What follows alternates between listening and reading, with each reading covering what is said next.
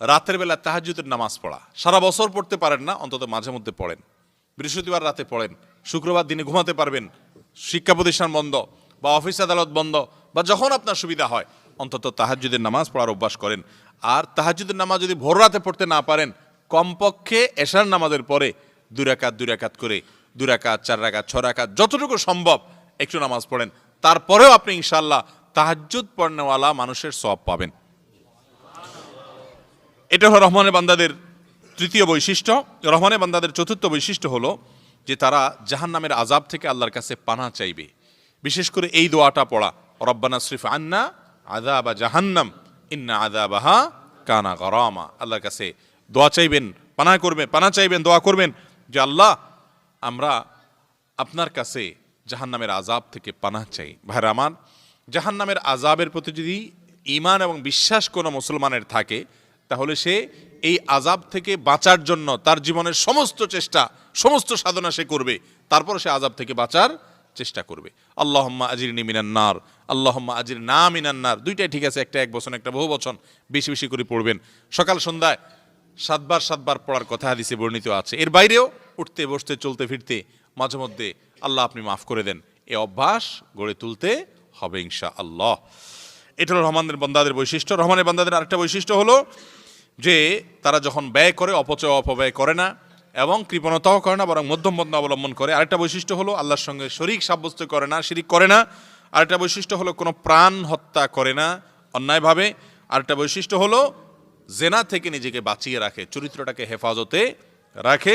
আরেকটা বৈশিষ্ট্য হলো তারা মিথ্যা কোনো সাক্ষ্য দেয় না।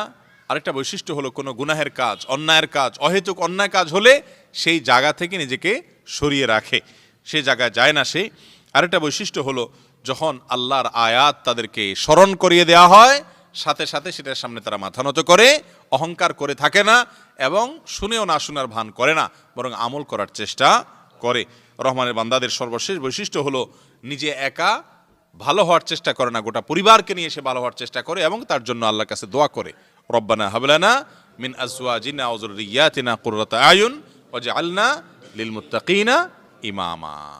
এই গুণগুলো আমরা ইনশাআল্লাহ অর্জন করার চেষ্টা করব। তো এগুলো যদি অর্জন করতে পারেন কি হবে? আল্লাহ বলেছেন উলাইকা ইউজজাউনাল গুরফাতা বিমা সাবারু। যারা এই গুণগুলো অর্জন করতে পারবে তাদেরকে জান্নাত দেয়া হবে এই সবরের বিনিময়ে। সবর মানে এই কাজগুলো করতে গেলে ধৈর্য ধরা লাগবে কি লাগবে না?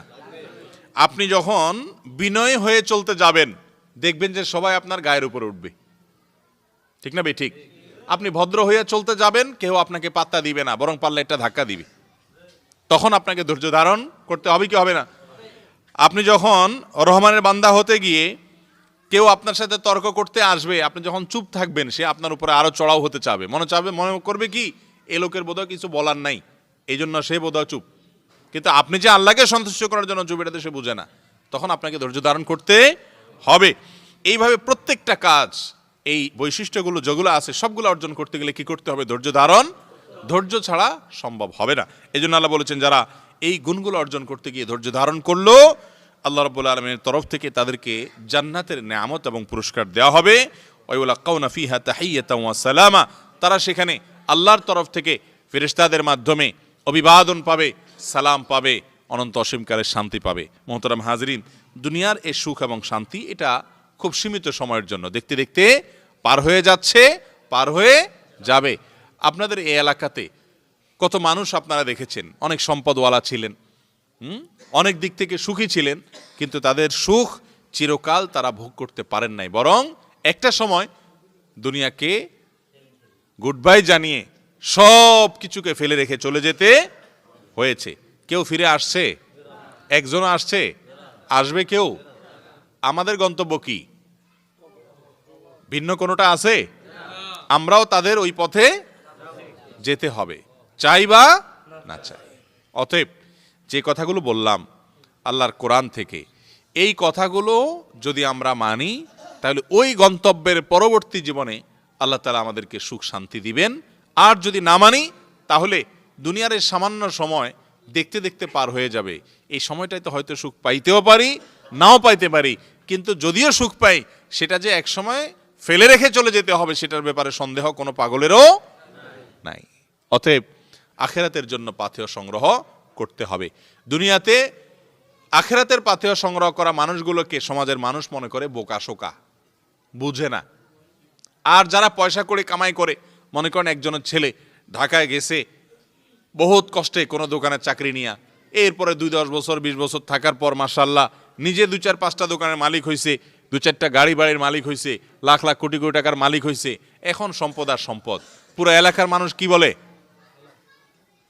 যে অমুকের ছেলেটা মানে সফল, এটা ছেলেই পাইছে, ঠিক না? আরেকজনের ছেলে পয়সা করে তেমন কিছু কামাইতে পারে নাই, সমাজের তেমন কোনো অবস্থান পায় নাই, নেতাগিরিটিরি কিছুই করতে পারে না সে, কিন্তু ছেলেটা আল্লাহর বিধানের বাইরে চলে না। তো পুরো এলাকার মানুষ আমরা কি বলি তখন? আহারে কিছু করতে পারে নাই, ঠিক না? অথচ এই ছেলেটা যাকে আপনি বলতেছেন, আপনার গোটা সমাজের মানুষ বলছে যে সে আসলে কিছুই করতে পারে নাই, মায়া দেখাচ্ছেন। মায়া বরং আপনার নিজের প্রতি নিজের করা উচিত, যা করার সে বরং করে বসে আস, ঠিক না? ঠিক। কারণ শেষ হাসি সেই হাসবে, আর যে শুধু দুনিয়া কামাই করছে একটা সময় মনকে মন মাটি বুকুরে পড়ে থাকবে, মাটির সাথে মিশে যাবে, আর সব দুনিয়াতে থেকে যাবে, আমল তো নিতেই পারে নাই। তাহলে সেক্ষেত্রে শেষ হাসি তার হাসার সুযোগ হবে না। ইমানদার তার দৃষ্টি শুধুমাত্র এই দুনিয়ার 20, 40, 50, 60, 70 বছরের জীবন না, তার দৃষ্টি হলো তারপরের অনন্ত অসীমকালের জীবন পর্যন্ত। বিধায় সেইভাবে দৃষ্টি যদি আমরা রেখে চলতে পারি, তাহলে ইনশাআল্লাহ আল্লাহ তাআলা স্বয়ং আমাদেরকে গোলাম হিসাবে, তার আব্দ হিসাবে, তিনি আমাদের মালিক হিসাবে স্বীকৃতি দিবেন, এবং এই মর্যাদা আমরা লাভ করতে পারবো ইনশাআল্লাহ। চেষ্টা করবো তো আমরা ইনশাআল্লাহ, এই গুণগুলো আমরা অর্জন করার চেষ্টা করব। খুব সাদামাটা কিছু কথা, আল্লাহর কালামের সরাসরি কিছু খোলাসা অনুবাদ, এগুলো শুধু দরকার হলো আমল করা। আমি আবারও বলছি, এই গুণগুলো আপনি একটা কাগজে লিখবেন। আমি মাঝে মধ্যে চেষ্টা করি এইভাবে করার, যে এই গুণগুলো কোরআনে বলা হয়েছে, আমার মধ্যে কোনটা আছে কোনটা নাই সবসময় মনে থাকে না, আমি লিখে আমার বাসায় আমার কোনো এক জায়গায় আমি রেখে দিলাম। মাঝে মধ্যে উল্টায় দেখলাম রহমানের বান্দাদের 11টা বৈশিষ্ট্যের কোনটা আমার মধ্যে আছে কোনটা নাই, 4টা আছে, তাহলে বাকি যেগুলা নাই সেগুলো আমি অর্জন করব।